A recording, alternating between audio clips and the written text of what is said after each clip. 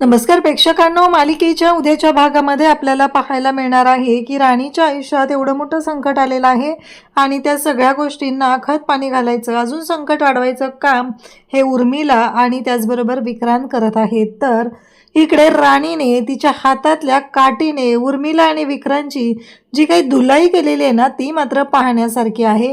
हे सगळं कशा पद्धतीने होणार आहे ते आपण डिटेलमध्ये पाहणार आहोत, कारण त्यांनी राणीला तोंडावर पाडण्यासाठी जो काही फास तयार केलेला असतो, त्यावेळी राणीच्या बाबतीत जे काही घडत आहे त्यामुळे राणीची अवस्था वाईट झालेली असते, राणीला त्रास होत असतो।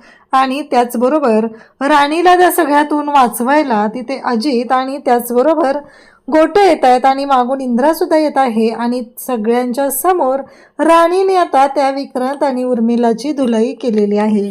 तर हे सगळं कशा पद्धतीने होणार आहे ते आपण डिटेलमध्ये पाहणार आहोत। त्यासाठी व्हिडिओ शेवटपर्यंत पहा। त्याचबरोबर चॅनलवरती नवीन असाल तर चॅनलला नक्की सबस्क्राईब करा। तर इकडे आपल्याला पाहायला मिळतं की तनिषा आता केबिन मध्ये आलेली असते। इंद्राने तिला सांगितलेलं असतं की तू केबिन मध्ये जा, मी तिथे येतो, तिथे बोलूया, असं इंद्राने तिला सांगितलेलं आहे। म्हणून तनिषा केबिन मध्ये गेलेली असते। त्याच वेळी तनिषाने आता तिथे येऊन यांना फोन केलेला असतो, म्हणजेच तिने फोन या विक्रांत आणि उर्मिलाला केलेला आहे। तिची खूप चिडचिड होत आहे।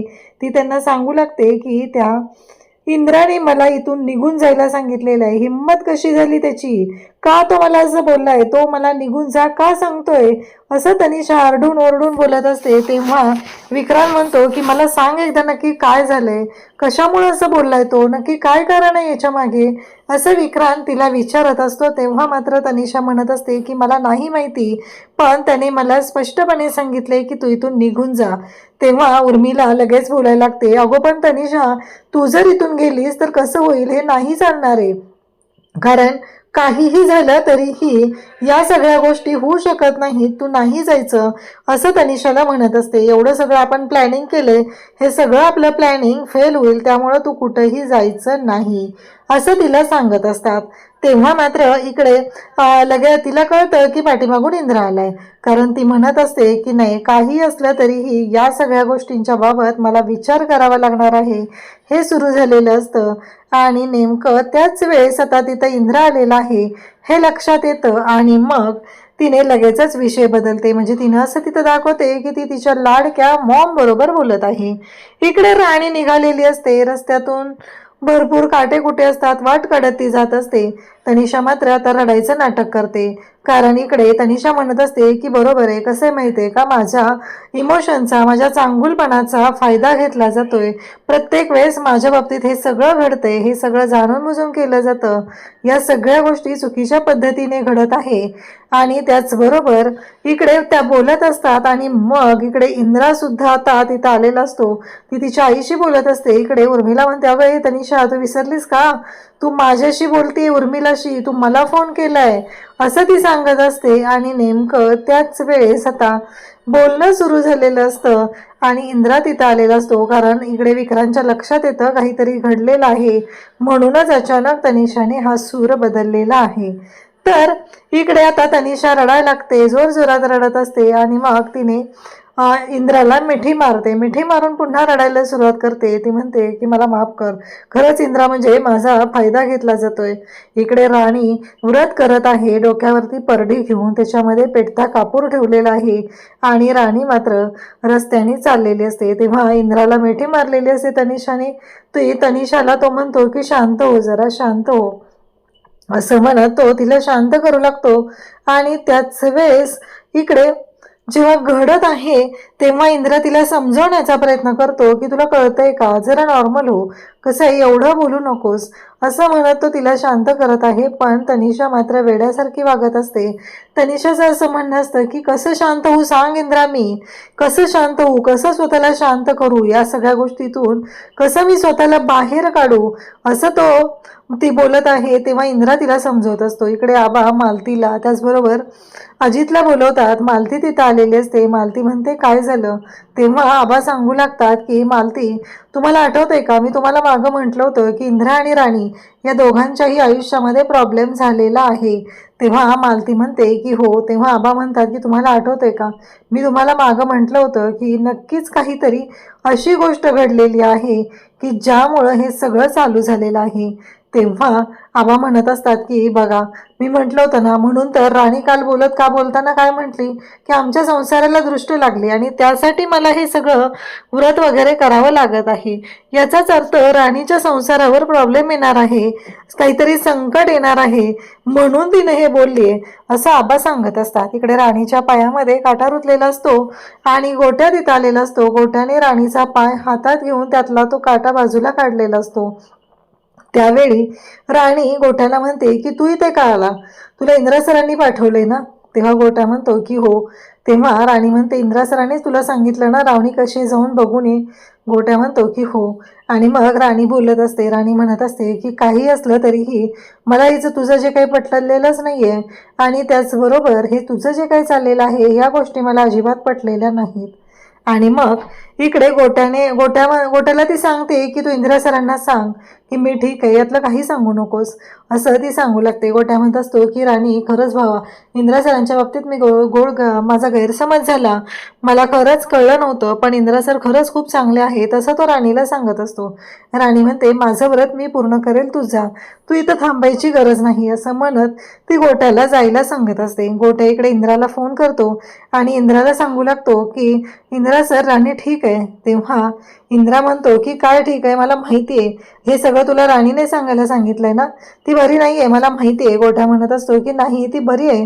तेव्हा इकडे इंद्रा म्हणतो की नाही हे शक्यच नाही आहे, कारण राणी अडचणीत आहे, राणी प्रॉब्लेममध्ये आहे हे माझ्या लक्षात आलेलं आहे. आणि तेव्हा इकडे राणी आता ठीक नाही आहे हे इंद्राला सुद्धा कळलेलं असतं. म्हणजे गोट्याच्या लक्षात येतं की हे दोघं जण एकमेकांना किती ओळखतात, एकमेकांसाठी किती गोष्टी करायची त्यांची तयारी असते हे सुद्धा लक्षात आलेलं असतं. आणि तेव्हा मात्र हे सगळं जेव्हा घडत आहे नेमकं त्याच वेळेस आता तनिषा तिथं असते.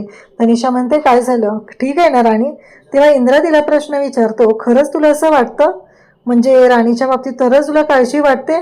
त्यावरती लगेचच इकडे त्या इंद्राला तनिषा म्हणते की हो ऑफकोर्स, चांगली मुलगी आहे ती, का नाही वाटणार मला तिच्याबद्दल काळजी, असं बोलून ती स्वतःच आपलं गोड गैरसमज करून घेत असते. आणि त्याच वेळेस इकडे आता विक्रांतची तयारी सुरू झालेली असते, राणी जवळ पोचलेली आहे.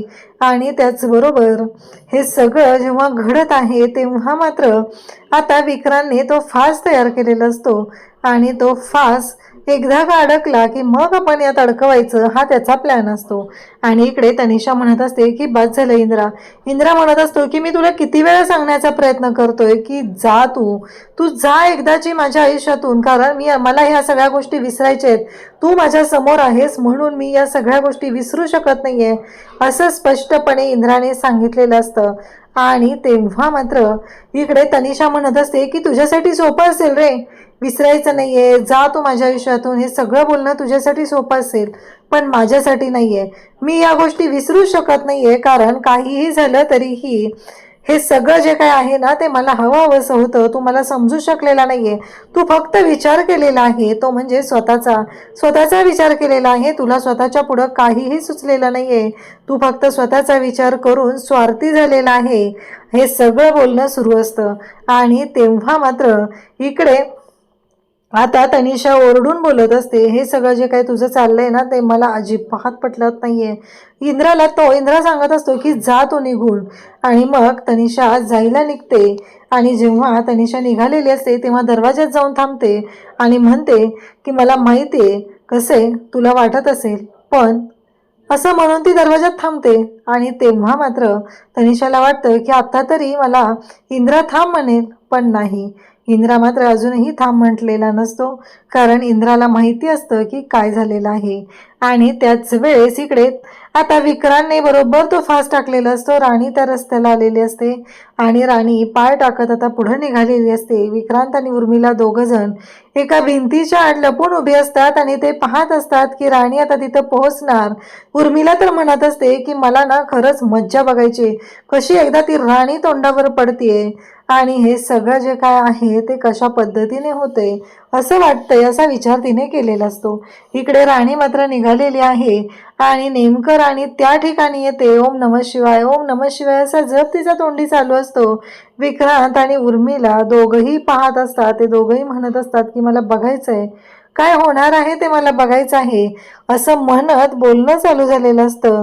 आणि त्याच वेळी नेमकं राणीचा पाय तो जो दोराचा फास करून ठेवलेला आहे तिथे पडलेला असतो. आणि त्याच वेळेस जेव्हा हे सगळं घडत असतं तेव्हा मात्र विक्रांत आणि उर्मिलाला मजा बघायची असते. एकदा का राणी तोंडावर पडली की आपल्या मनाप्रमाणे गोष्टी होणार आहेत असं त्यांना वाटत असतं. आणि नेमकं घडतं असं की राणीचा पाय त्या फासामध्ये अडकतो. राणी पाय खेचायला जाते, तो फास तिच्या पायाला चांगलाच अडकलेला असतो. काही झालं तरीही डोक्यावरची जी आहे परडी ती पडू द्यायची नाही आणि राणीच्या हातातली काठी खाली पडते. उर्मिला म्हणालेलीच असते की तिच्या हातातली काठी खाली पडली पाहिजे, अजूनही परडी खाली पडलेली नाही. म्हणून ही मूर्ख उर्मिला आणि विक्रांत दगड फेकून मारत असतात.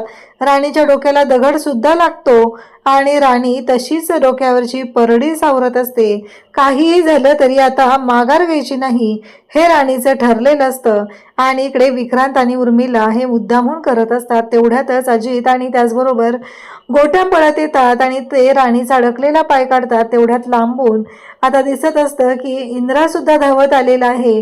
राणीने तीच काठी हातात घेतलेली असते आणि तिला माहिती असतं की तिला मारणारी ही दुसरी तिसरी कोणी नसून विक्रांत आणि उर्मिला आहे. राणीने त्याच काठीने त्या दोघांची धुलाई करायला सुरुवात केलेली असते आणि इकडे विक्रांत आणि उर्मिलाची वाट लावायला सुरुवात केली आहे. अशाच अपडेटसाठी चॅनलशी कनेक्ट राहा. थँक्यू.